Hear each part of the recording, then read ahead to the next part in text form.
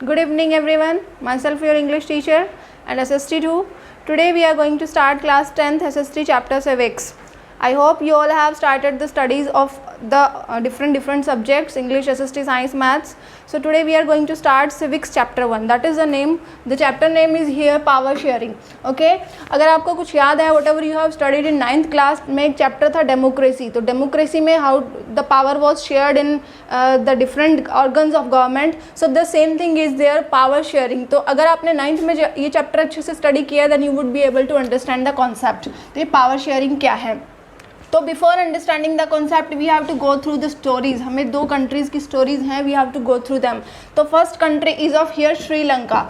First country is here Sri Lanka and second is here Belgium. तो Sri Lanka and Belgium two countries are there whose story we shall study here. तो श्रीलंका में क्या हुआ, श्रीलंका जो India का अगर हम मैप देखें तो एक स्मॉल कंट्री है, इंडिया के जस्ट नीचे श्रीलंका एक इज़ अ स्मॉल कंट्री. तो वहाँ पर क्या था, लैंग्वेजेस का जो मैटर था, वहाँ लैंग्वेजेस थी वो सिन्हाला. 75% पीपल जो थे, मेजॉरिटी ऑफ जो पॉपुलेशन थी वहाँ की 75% पॉपुलेशन थी वो सिन्हाला लैंग्वेज को यूज़ करती थी. नेम ऑफ द लैंग्वेज है, आई हैव रिटन हियर ना लैंग्वेजेस. और अदर जो थी तमिल एंड अदर जो लैंग्वेजेस थी वो 25% पीपल यूज़ करते थे. तो क्या हुआ, इन 1948 श्रीलंका गॉट फ्रीडम. श्रीलंका को फ्रीडम मिली 1948 में. अब जब किसी कंट्री को फ्रीडम मिलेगी तो वहाँ पे गवर्नमेंट एस्टेब्लिश हो गई. ओके. तो यहाँ पर भी क्या हुआ, गवर्नमेंट एस्टेब्लिशमेंट के लिए इलेक्शंस हुए और कौन विनर हुआ, सिन्हाला. ऑब्वियस सी बात है कि सिन्हाला ही विनर होगी क्योंकि मेजॉरिटी ऑफ पॉपुलेशन सिन्हाला की है. तो गवर्नमेंट में जो इलेक्शंस हुए उसमें सिन्हाला जो पार्टी थी वो विक्टोरियस पार्टी थी. और अब क्या हुआ, सिन्हाला पार्टी ने एक लॉ पास कर दिया, पास द लॉ कि सिन्हाला जो है would be the official language of Sri Lanka. Sri Lanka की ऑफिशियल लैंग्वेज रहेगी सिन्हाला.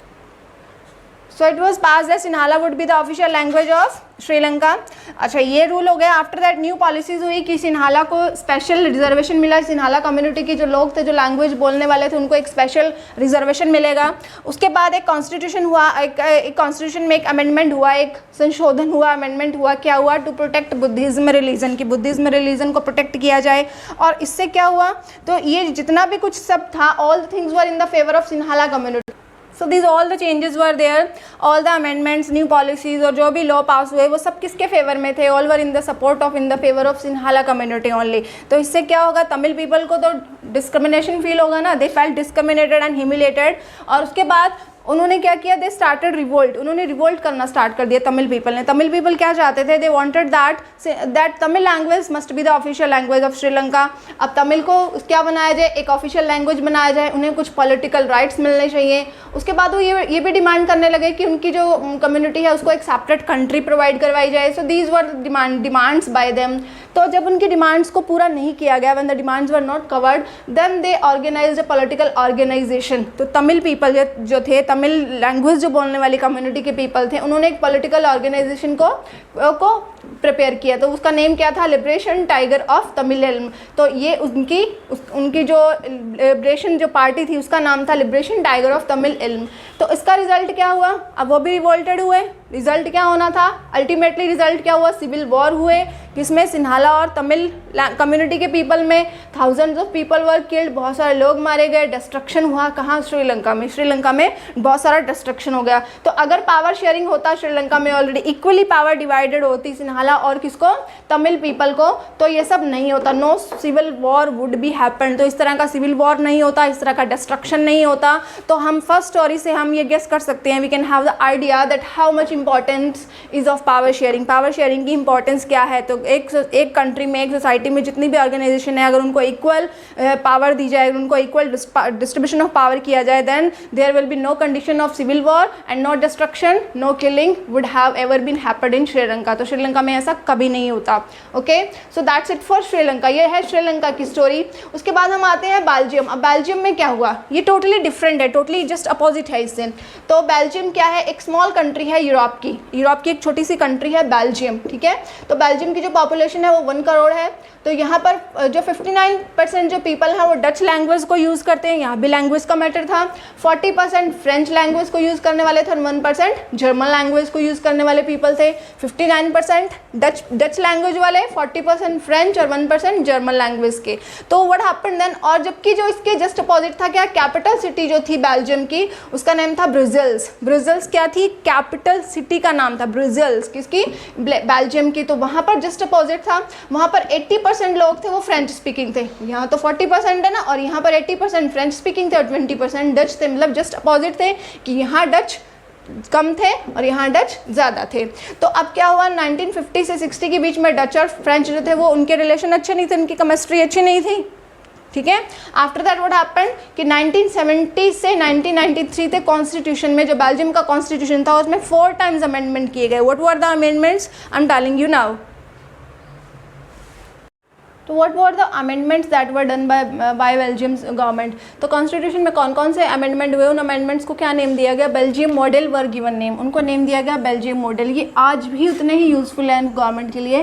तो बेल्जियम मॉडल के जो 4 अमेंडमेंट्स में थे, उसमें क्या फर्स्ट पॉइंट क्या था, equal participation to Dutch and French. Dutch और फ्रेंच की मेजोरिटी ज़्यादा थी पॉपुलेशन की, तो इक्वल पार्टिसिपेशन मिलना चाहिए, चाहे कोई भी किसी भी तरह के इलेक्शन हो। अगर 25 लीडर्स डच के हैं तो 25 लीडर्स ही फ्रेंच कम्युनिटी के भी होंगे, ठीक है। तो इक्वल पार्टिसिपेशन मिलेगा तो कहीं भी कोई डिस्क्रिमिनेशन की कंडीशन क्रिएट नहीं होगी। After that concept of federalism. Federalism में क्या होता था कि कुछ स्टेट की जो कुछ पावर्स थी, वो सेंट्रल गवर्नमेंट की जो कुछ पावर्स थी वो स्टेट को ट्रांसफ़र कर दी गई, that is called federalism.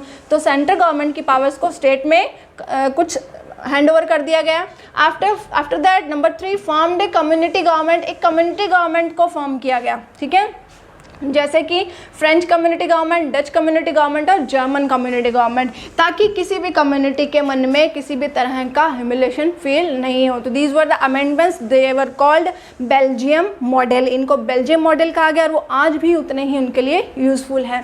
So these are the models, equal participation to Dutch and French, to Dutch people and French people. किसी भी तरह का पॉलिटिकल कोई भी ऑर्गेनाइजेशन हो रहा है, इलेक्शंस हो रहे हैं, तो सबको इक्वल पार्टिसिपेशन मिलेगा। Concept of federalism, formed a community government, French community government, Dutch community government and German community government, इसका फॉर्मेशन किया गया।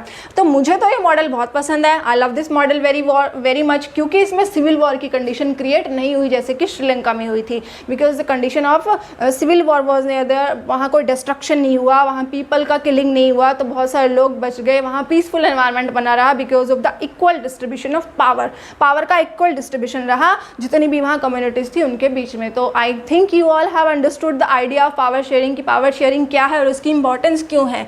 तो अब हम आते हैं, तो हमारे चैप्टर का नेम है, the title name of the chapter is power sharing. Power sharing क्या चीज़ है?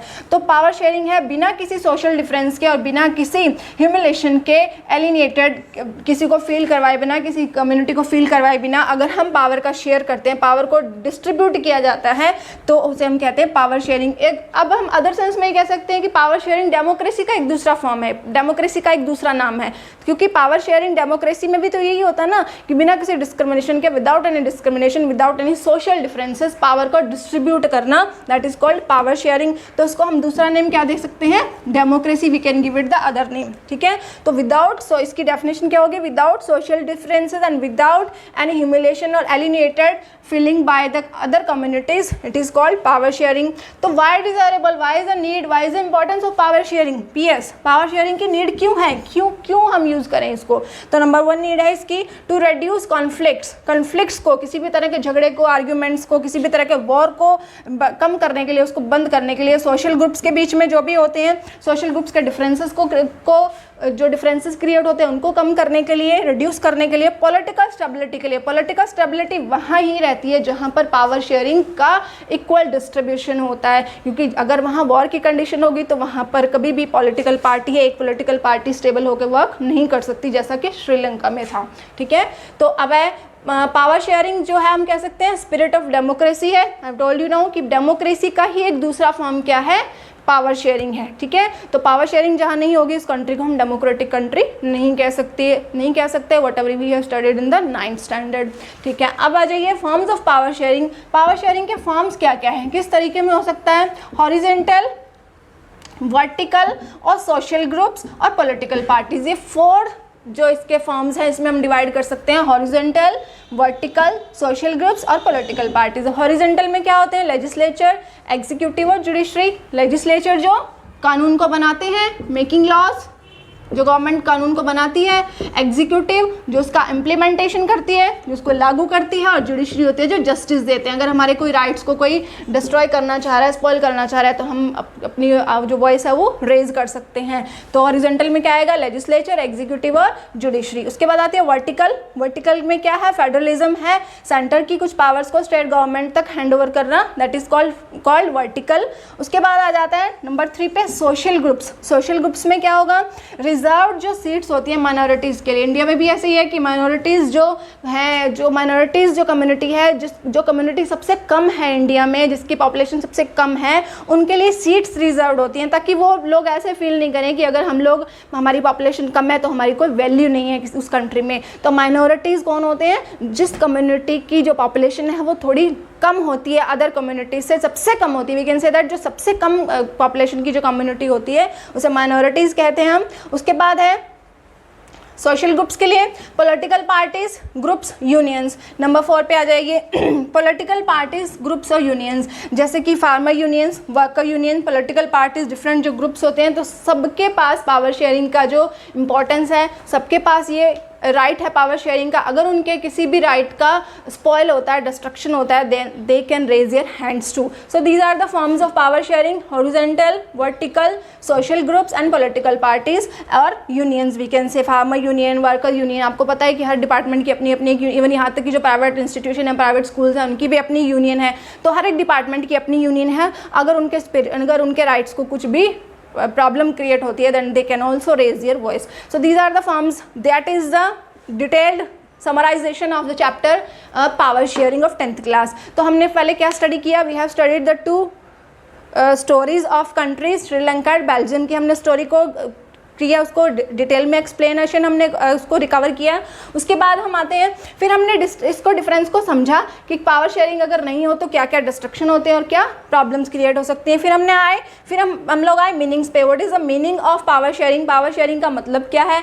जो पावर शेयरिंग है वो डेमोक्रेसी की ही स्पिरिट है, इसकी रिक्वायरमेंट क्यों है, इसकी नीड क्यों है, क्यों डिज़ायरेबल है, दिस ऑल द थिंग्स। उसके बाद हमने स्टडी किया है forms of power sharing. Power sharing के फॉर्म्स कौन से हैं, हॉरिजॉन्टल, वर्टिकल, सोशल ग्रुप्स जो माइनॉरिटीज़ हैं, जो बहुत कम जनसंख्या में है। उसके बाद है political parties and these all the things. That's all for today's video. See you soon in the next video. Thank you.